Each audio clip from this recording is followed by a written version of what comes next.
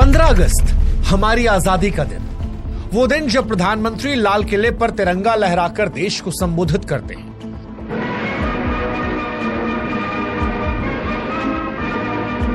और हमें याद आता है कि 78 साल पहले साल 1947 में हमने गुलामी की जंजीरों को तोड़ा था। हमने लोकतंत्र को चुना था जिसमें हर व्यक्ति का वोट बराबर होता है, चाहे कोई अमीर हो, गरीब हो, पढ़ा लिखा हो या फिर अनपढ़, चाहे वो राष्ट्रपति हो या फिर साधारण सा मजदूर, सबका वोट लोकतंत्र में एक जैसा माना जाता है। यानी वोट देने का अधिकार आजाद भारत की सबसे बड़ी ताकत है।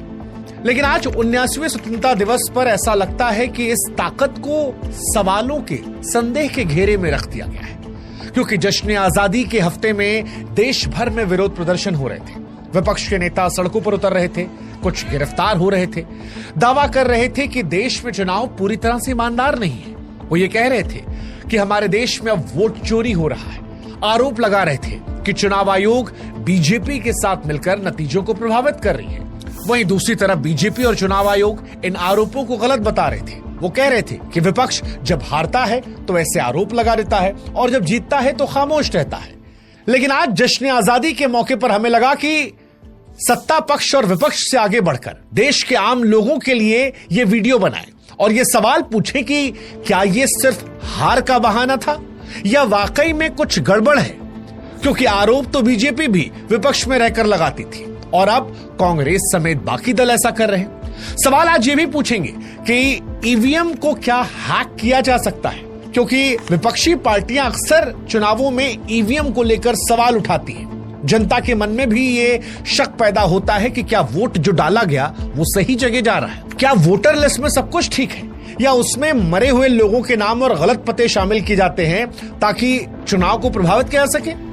क्या वो जो आरोप लग रहे हैं कि एक छोटे से घर में 80 वोटर हैं वो सामान्य है, और सबसे बड़ा सवाल कि क्या चुनाव आयोग निष्पक्ष है या फिर वाकई में सत्ता के दबाव में वो काम करता है। 15 अगस्त को यह सवाल सिर्फ तकनीकी सवाल नहीं है।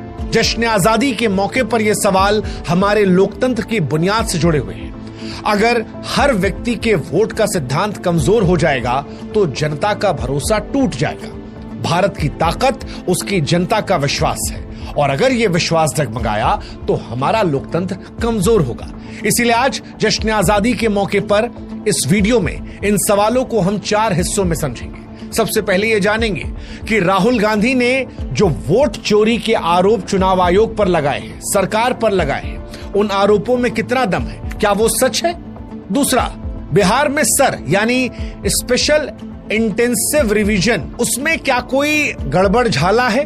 तीसरा, क्या ईवीएम को हैक किया जा सकता है, क्या ईवीएम के सहारे वोटों को पलटा जा सकता है। और चौथा और आखिरी सवाल कि क्या चुनाव आयोग पूरी तरह से निष्पक्ष है। आज ये सवाल केवल राजनीति के लिए नहीं बल्कि हमारे, आपके और भारत के लोकतंत्र के भविष्य के लिए जरूरी है। इसलिए इस वीडियो को ध्यान से सुनिएगा, समझिएगा और अपनों के साथ साझा कीजिएगा। इसके साथ ही हमारे व्हाट्सएप चैनल से भी जुड़िएगा ताकि भविष्य में जब ऐसे विषयों पर हम वीडियोस बनाएं तो वो आप तक भी पहुंचे। लिंक हमने डिस्क्रिप्शन में, कमेंट सेक्शन में दे रखा है। अब सबसे पहले शुरुआत राहुल गांधी के वोट चोरी आरोप को लेकर। दरअसल 7 अगस्त 2025 को राहुल गांधी ने एक प्रेस कॉन्फ्रेंस में बड़ा दावा किया। ये कहा कि चुनाव आयोग बीजेपी के साथ मिलकर वोट चोरी कर रहा है। उन्होंने कहा कि 2023 के मध्य प्रदेश के विधानसभा चुनाव और 2024 में जब महाराष्ट्र के विधानसभा चुनाव हुए तब उन्हें गड़बड़ी का शक महसूस हुआ। राहुल गांधी ने कर्नाटक के बेंगलुरु सेंट्रल लोकसभा क्षेत्र की महादेवपुरा विधानसभा का उदाहरण भी दिया। कहा कि उनके मुताबिक 1,02,050 फर्जी वोटर जोड़े गए और इन्हीं वोटरों की वजह से बीजेपी जीत गई। राहुल गांधी ने आरोप लगाते वक्त 5 गड़बड़ियों का जिक्र किया, जैसे एक ही व्यक्ति के कई वोट थे। उदाहरण भी दिया, आदित्य श्रीवास्तव का नाम कर्नाटक, उत्तर प्रदेश और महाराष्ट्र की वोटर लिस्ट में था।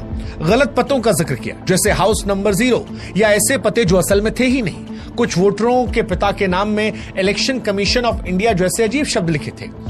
एक ही पते पर बहुत सारे वोटरों का जिक्र किया, जैसे एक छोटे से कमरे में 80 वोटरों का जिक्र होना, या बिना फोटो वाले वोटर, या ऐसी फोटो जो इतनी छोटी हो कि चेहरा ना दिखे। गलत उम्र वाले वोटर, 70 साल की उम्र वालों को पहली बार का वोटर दिखाना।